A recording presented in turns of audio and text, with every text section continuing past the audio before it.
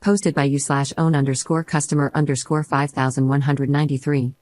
I, 26F, have been dating my current fiancé, Mark, 27, for a little over 7 years now.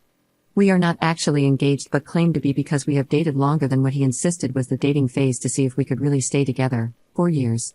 Anyway, for some time now, I would say about 2 years, things have really taken a turn for the worse, especially since the beginning of this year.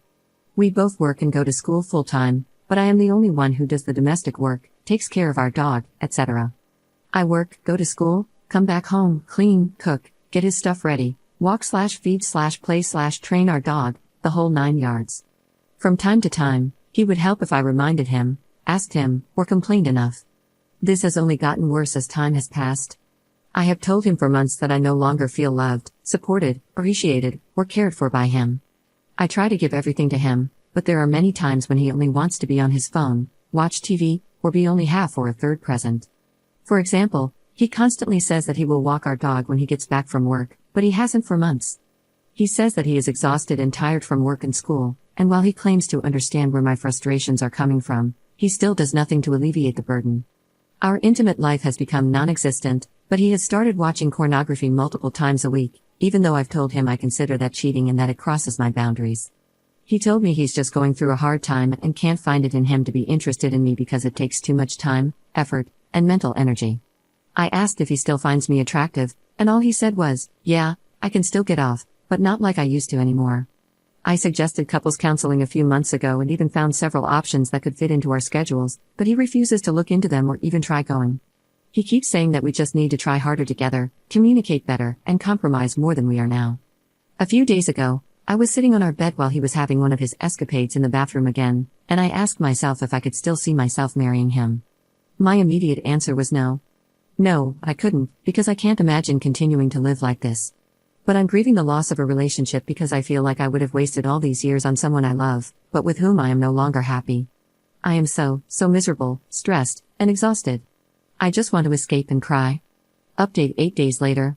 Hello everyone, it has been about a week since I posted, and during that week, unfortunately, I found out that I am pregnant. My ex-boyfriend saw the tests in the trash and became enraged because he thought I was hiding it from him. I wasn't, I was just in shock because we both used protection. He told me that raising a child together could have saved us if I wasn't such a selfish BTCH. He then accused me of cheating because there was no way I could get pregnant by him if I was on birth control. I asked if he was dumb, and that's when things hit the fan. Words were said, hands were thrown, and ultimately, my dog bit him, and the police were called. We both gave statements, and they made him leave the apartment. I'm lucky to have some friends in the police department who have checked on me every night since then. I also have some friends who are helping me pack and move so he can have the apartment. I am unsure of what to do about this pregnancy, as I have never wanted or had any interest in kids. However, I am thankful that I have friends who will support me no matter what decision I make. I am still in shock over what happened. I have never experienced such fear from my ex-boyfriend as I did in that moment. I don't know how or why things took such a turn for the worse, but they did. I have been thinking and wondering how I missed the signs and red flags for possibly so long. I am even more concerned about my dog. He has never bitten or even tried to bite someone in the 7 years he has been alive, but he bit my ex, which brings me even more worry, fear, and anxiety. I have concerns that the county I live in might make me put him down because he is a pit bull mix, but I am hoping that with the backing of my friends, the police officers from that night, the vet, etc., I will be able to keep him. I want to say thank you to everyone who replied. I appreciate the support, kindness, and encouragement. I know it should have been an obvious or simple answer/thing to do, but that is my own personal ignorance. Thank you. Second update 1 month later. It has been about a month since I last updated, and I'm not even sure if anyone cares or remembers, but I thought I would give a final update. First, I want to address some things that have been said and mentioned since then.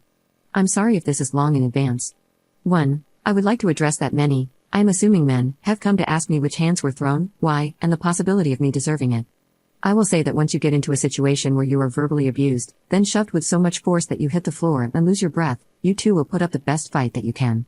However, I hope you never have to feel the helplessness and powerlessness of being pinned down, punched, scratched, and more while all you can do is barely wiggle your feet and hope for a moment that he stops so you can attempt to scream for help. 2. Yes, there are details missing because I did not feel all the details were necessary. I should not have to recount the instances of shoves, slaps, punches, and verbal insults thrown at me to justify the final outcome. 3. When you grow up with abuse, that is all you know, so it is hard to recognize it as abuse.